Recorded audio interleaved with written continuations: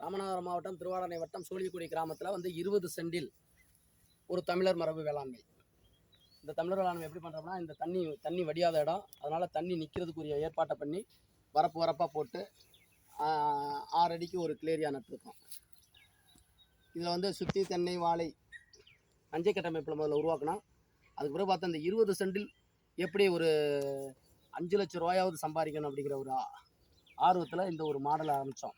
இது ஒரு சிறு விவசாயிகளுக்கு 20 சென்டிலும் தமிழர் மரபு வேளாண்மை பண்ணலாம் அப்படிங்கிற ஒரு மாடல் பண்ணி காட்டுவோமேன்ட்டு இந்த மாதிரி ஒரு அமைப்பை பண்ணோம். தம்பி அதை வீடியோ அப்படி சுற்றி காட்டுங்க. 20 சென்ட் இடம் தான், அப்படியே சுற்றுங்க.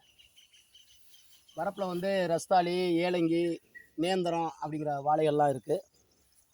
இப்போ எங்களை பொறுத்த மட்டும் நாங்கள் என்ன பண்ணுறோம்னா, ஒரு விவசாயிங்கிறவன் கோக்கணம் கட்டக்கூடாது.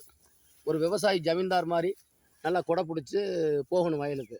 அந்த மாதிரி ஒரு அமைப்பை நம்ம உருவாக்கலாம் விவசாயிகள். என்னை பொறுத்த மட்டும் இந்த இடம் இப்போ ஏறக்குறைய கிளேரியா வந்து ஒரு 12 அடி 13 அடிக்கு போயிடுச்சு. இது இப்போ ஏப்ரல் மே. இப்போ நான் மிளகு கண்டுக்கு ஆர்டர் கொடுத்துட்டேன். மிளகு கண்டுக்கு ஆர்டர் கொடுத்தோன்னே இதில் வந்து ஒரு 120 மிளகு கண்டு நடலாம். 20 சென்டில் 120 மிளகு கண்டு நடலாம். இதில் வந்து மிளகு கண்டு நடலாம். இதுக்கு அடுத்து இதில் சைடில் வந்து மலைவேம்பை பண்ணலாமான்னு பார்க்குறோம். கிளேரியாவோட காற்றுல சாயுங்கிறதுனால மலைவேம்பையும் பயன்படுத்தலாமா அப்படிங்கிற ஒரு யோசனை இருக்குது. இதுக்கு அடுத்து மலைவேம்பை பக்கத்தில் நட்டு 5 அடிக்கு, மலைவேம்புனா 5 அடிக்கு ஒன்று நட்டு மிளகு செடி வளர்க்கலாம். மிளகு கொடி நம்ம என்ன பொறுத்தவரை கொடி தான். அதனால் நல்ல தரமான மிளகு கொடியை வளர்த்தோம்னா ஏறக்குறைய ஒரு ஏக்கரில் 40 லட்சம். இது வந்து எத்தனை, ஒரு ஏக்கரில் 5ல் ஒரு பங்கு. இது 5ல் ஒரு பங்கு தான். அப்போ 40 லட்சம்னா இதுக்கு என்னாச்சு? 5ல் ஒரு பங்கு 8 லட்சம் ரூபா இயருக்கு இந்த 20 சென்டில் நம்ம வந்து மிளகு உற்பத்தியை பண்ணலாம். அதுபோக தென்னை இருக்குது. தென்னை ஒரு 12 தென்னை இருக்குது. வாழை இருக்குது, ஒரு 20-25 வாழை இருக்குது.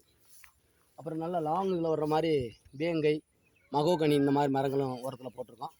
அதனால் நம்மளை பொறுத்த மட்டில் எப்போதுமே விவசாயிகள் வந்து பழைய ஒரு 3-4 தலைமுறைக்கு முன்னால் நம்ம பாட்டங்க செஞ்சதை வரப்பை உயர்த்தி பண்ணணும். வரப்புயர நீர் உயரும், நீர் உயர நிலம் உயரும், நிலம் உயர நெல் உயரும், நெல் உயர குடி உயரும், குடி உயர கோன் உயர்வான். இந்த தாற்பீரத்தை வச்சுக்கிறணும். என்னை பொறுத்த மட்டும் ராமநாதபுரம் மாவட்டம் வறட்சியான மாவட்டம் அப்படின்னு சொல்லக்கூடாது. பாருங்கள், இப்போ எவ்வளோ சுவையாக இருக்குது. நான் என்ன தண்ணியாக பாய்ச்சிக்கிட்டு இருக்கேன். மழை காலத்தில் வர தண்ணி அப்படியே தேக்கின உடனே இந்த மரங்கள் நல்லா வளருது.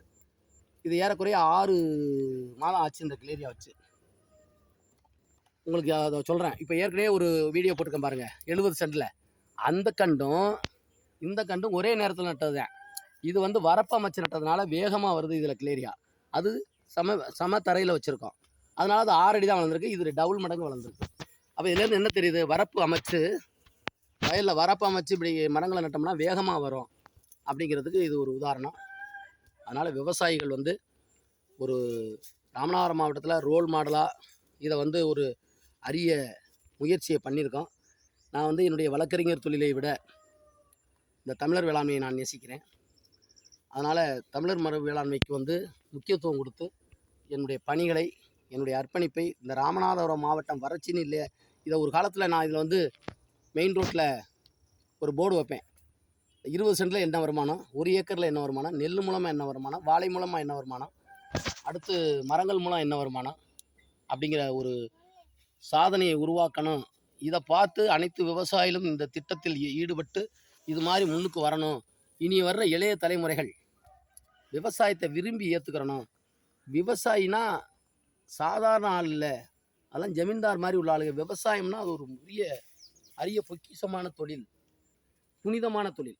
மற்ற எல்லா தொழிலையும் பிராட் இருக்கும், இந்த விவசாயத்தில் அது கிடையாது. ஒரு தொழில் விஷம் இல்லாமல் உருவாக்குகின்ற இந்த தமிழர் வேளாண்மை ஒரு புனிதமான தொழில். இதில் 2 லாபம். நீரையும் உருவாக்கலாம். மழை பெய்கிற நீரை அப்படியே பூமிக்கில் கொண்டு வர வாய்ப்பு இந்த தமிழர் வேளாண்மைக்கு இருக்குது. அப்புறம் 2 லாபம், ஒரே கல்லில் 2 மாங்காய். விஷமில்லாத உணவு, ஒரு உருப்படியான நீர், மழை நீரை சேகரிக்கிறது. இப்போ 5 வருஷம் சென்று இந்த இடத்துல ஒரு போர் போட்டோம்னா 20 அடியில் தண்ணி வரும். இப்போ நான் ஏற்கனவே ஒரு கேணி இந்த பக்கத்தில் வெட்டியிருக்கேன். அந்த கேணி வந்து உப்பு தண்ணியாக இருந்துச்சு. இப்போ இதில் தண்ணி நிறுத்தின பிறகு, இப்போ இது 3ஆவது வருஷம் தண்ணி நிறுத்தின பிறகு அது நல்ல தண்ணியாக மாறிடுச்சு. ஆக இதிலேருந்து என்ன தெரியுதுன்னா, நம்ம பேங்கில் எப்படி பணம் போட்டால் சேருமோ, சிறு சேமிப்பு சேர்க்குறோம் இல்லையா, பணத்தில் கொஞ்சமாக போட்டால் கோடிக்கணக்கில் சேரும். இந்த மாதிரி கொஞ்சம் கொஞ்சமாக தண்ணியை நிறுத்தணும்னா கோடிக்கணக்கான லிட்டர் தண்ணியை நம்ம 20 அடியில் ஆழத்தில் நிறுத்திடலாம். அதனால் விவசாயிகளுக்கு ஒரே கல்லில் 2 மாங்காய்னா வரப்பு உயர்த்தணும், அதுக்குரிய பாதுகாப்பு வடிவமைக்கணும். நம்ம வந்து ஆடைக்கும் கோடைக்கும் வருஷம் பூரா இதில் வந்து வருமானத்தை உருவாக்கலாம். இதில் முடிஞ்சால் இப்போ நாங்கள்லாம் வந்து வேலை செய்ய தெரியாது, நான் ஆள் வச்சு தான் வேலை பார்க்குறேன். 2 ஆளுகளை வச்சு தான் வேலை பார்க்குறேன். ஆள் வச்சு வேலை பார்த்து நம்ம வீட்டால் வேலை பார்த்தோம்னா இதில் காய்கறிகள்லாம் போடலாம், கீரைகள் போடலாம், நிறைய வருமானங்கள் உருவாக்கலாம். அதனால் நம்ம ராமநாதபுரம் மாவட்ட விவசாயிகளை அன்போடு கேட்டுக்கொள்கிறேன். முடிந்த அளவு சோழியக்குடிக்கு வருவது வாங்க, எல்லா மாடலையும் பாருங்கள். அது மாதிரி நீங்களும் பண்ணுங்கள். நீங்களும் உங்கள் குழந்தைகளுக்கு ஆரோக்கியமான உணவை கொடுக்கறதுக்கு வழிமுறை செய்யுங்க என்று அன்போடு கேட்டு விடைபெறுகின்றேன். நன்றி, வணக்கம்.